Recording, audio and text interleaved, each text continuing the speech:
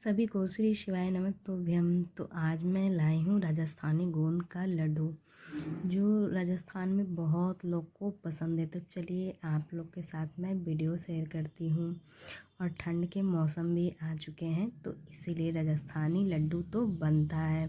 और ख़ासकर बहुत ज़्यादा फेमस है राजस्थान का लड्डू। तो ये आज मैं घर में बनाई हूँ, तो आप लोग के साथ मैं वीडियो शेयर करना चाहती थी। तो चलिए, तो मैं बहुत देर तक आटा लेके सोच रही थी क्या करूं, अभी बनाऊं कि बाद में बनाऊं। तो फिर सोचा नहीं, समय बहुत किस्मत से मिलता है, तो समय को यूज करना चाहिए। तो मैं भी ले चली अपने साथ भी आटा को भी। तो यहाँ देखिए मैं आटा को ले ली हूँ, ज़्यादा नहीं ली हूँ, 300 ग्राम मैं आटा ली हूँ, आधा किलो और 250 ग्राम। तो इतना आटा मैं ली हूँ। और ये मेरा कढ़ाई कुछ अच्छे तरह से गर्म हो चुका था, क्योंकि मैं इसको गर्म करके छोड़ दी थी। तो आपको देख रहे हैं कि मैं कुचिया से चलाने के बाद नीचे से लाल लाल हल्का दिख रहा था। तो ये कुछ ज़्यादा गर्म हो गया था, इसीलिए मैं आराम से पहले ना आटा को भून दूँगी। आटा को पहले भून लेने से क्या होगा, आपका आधा काम जो आटा में ही लगता है, इसको भूनने में ही ज़्यादा समय लगता है। तो मुझे भी समय लगा था, आराम से मैं धीरे धीरे भून भी रही थी। और इधर चलिए आपके साथ मैं बता दूं मैं क्या क्या डाली हूँ। तो यहाँ पे मैं डाली हूँ काजू, और ये है तुलसी पत्ता। मैं भगवान का भोग लगाती हूँ, तो वो लड्डू में मैं मिक्स कर देती हूँ। ये है गोंद 50 ग्राम, ये है खसखस, कटा हुआ बादाम, कटा हुआ किशमिश।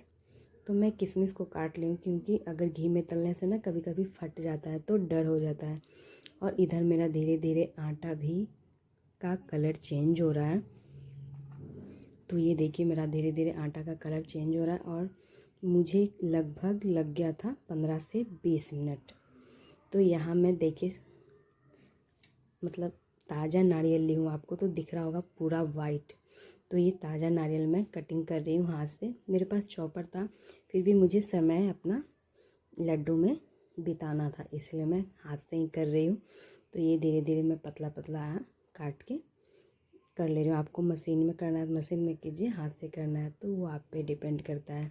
और यहाँ मैं देखिए मेरा धीरे धीरे आटा भी का कलर धीरे धीरे चेंज होते जा रहा है। तो फाइनल मेरा आटा कुछ इस तरह से कलर आ गया था। तो ये देखिए, तो ये मेरा आटा हो गया था फाइनली। फिर भी मुझे लगा थोड़ा सा, तो मैं हस्बैंड से पूछी अगर ज़्यादा महक बाहर आ रहा है तो उनसे पता चल जाएगा। तो बोले हाँ आटा का तो महक आ रहा है। तो ये मेरा आटा भुन के हो गया था तैयार। अब इसमें जो मैं घी डाल के जो अब मैं आपको फ्रूट दिखाई थी, तो वो सब मैं अब तल के इसमें निकाल दूँगी। तो यहाँ मैं ना घी में थोड़ा थोड़ा गोंद डाल रही हूँ। क्या होता है ना, गोंद थोड़ा थोड़ा डालने से चिपकता नहीं है, आराम से आप हल्का हल्का करके भून सकते हैं, फ्राई हो सकता है बहुत अच्छे तरीके से। तो यहाँ कुछ मीडियम आंच में ही मैं इसको कर ले रही थी। गोंद मेरा हो गया था। अब इधर बादाम काजू किशमिश मैं तीनों को एक साथ ही ले रही हूँ,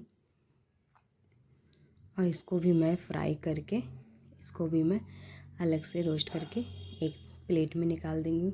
तो ये है कच्चा हल्दी, जो सबसे शरीर के लिए बहुत फ़ायदेमंद है। जो बहुत लोग डॉक्टर बोलते हैं ना, कच्चा दूध में उबाल के पीने से हल्दी फ़ायदा करता है।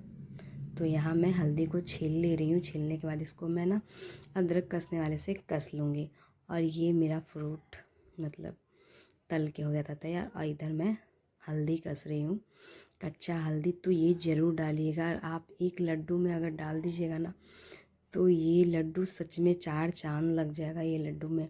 और हल्दी भी गर्म करता है ना, तो ठंडे में आप आराम से आप खा सकते हैं इसको। और ये मैं इधर नारियल भी फ्राई कर रही थी। अब देखिए इधर गुड़, तो मैं जितना आटा ली हूँ उससे थोड़ा सा ज़्यादा मैं गुड़ रखी थी, 3 पाव आटा ली थी मैं।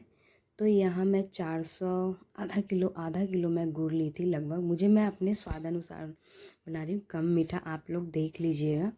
अब मैं इतना थोड़ा सा घी में मैं इसमें डाल दूँगी कच्चा हल्दी।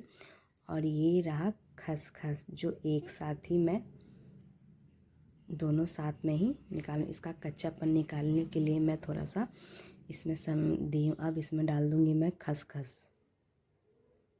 अब एक साथ भूनकर अब इसको भी ना मैं अलग से प्लेट में रखूँगी निकाल कर। तो ये देखिए धीरे धीरे मेरा कच्चा हल्दी भी, मतलब ये कच्चापन नहीं लगेगा, आप ऐसे घी में तल दीजिएगा तो ये कुछ आप तरह से मैं दिखा रही हूँ। तो पीलापन पूरे आ गए थे, तो ये मैं आटा में डाल दी हूँ बड़े से परात में। बड़े से परात में डालने के बाद मैं इधर कढ़ाई को फिर से घी डाल दी हूँ।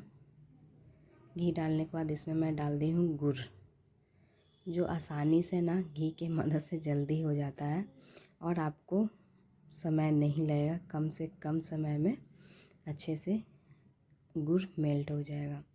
तो धीरे धीरे मैं आराम से, देखिए मेरा आँच है ना ज़्यादा तेज़ नहीं है, मीडियम में ही मैं आराम से कर रही हूँ। तो करते करते देखिए कुछ इस तरह से मेरा गुड़ बनके हो गया था तैयार। और ये देखिए अब मैं क्या करूँगी, जितना भी मैं फ्रूट रोस्ट की थी मैं सब इसमें डाल दूँगी धीरे धीरे। अब मैं गोंद को ली थी, तो गोंद को मैं ना हल्का सा मैं पीस लूँगी। पहले ये फ्रूट को मिला लूँ उसके बाद। तो आप लोग बताइए किस किस को गोंद के लड्डू ज़्यादा बहुत पसंद है। मुझे तो बहुत पसंद है भाई। मैं हर ठंडा में 2 से 3 बार मेरे यहाँ घर में लगभग बन जाता है। तो यहाँ मैं देखिए गोंद भी पीस ली हूँ। गोंद पीसने के बाद मैं उसमें आटा में मिला लूँगी।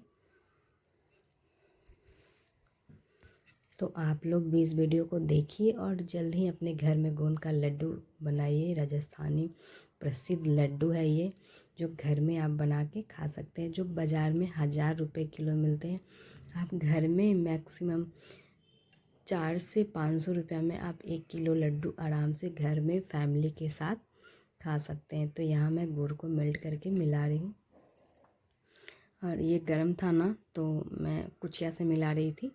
तो धीरे धीरे आराम से मिलाने के बाद देखिए कुछ इस तरह से ठंडा हो जाएगा ना, तो मैं हाथ को भी यूज करूँगी, पर अभी गर्म है इसीलिए तो कुचिया से कर रही हूँ। अब धीरे से देखिए ठंडा हो जाने के बाद मैं हाथ से कर रही हूँ। कितना देखने में सुंदर लग रहा है, क्योंकि ये हल्दी का कलर आ गया था ना, इसीलिए ज़्यादा अच्छा लग रहा है। तो आप लोग भी, आपके पास हो तो डालिएगा। और ये इस तरह से मैं लड्डू बनके मेरा तैयार हो गया था। ये हाथ भी मेरे पीले हो गया। वीडियो अच्छी लगी हो तो एक लाइक तो बनता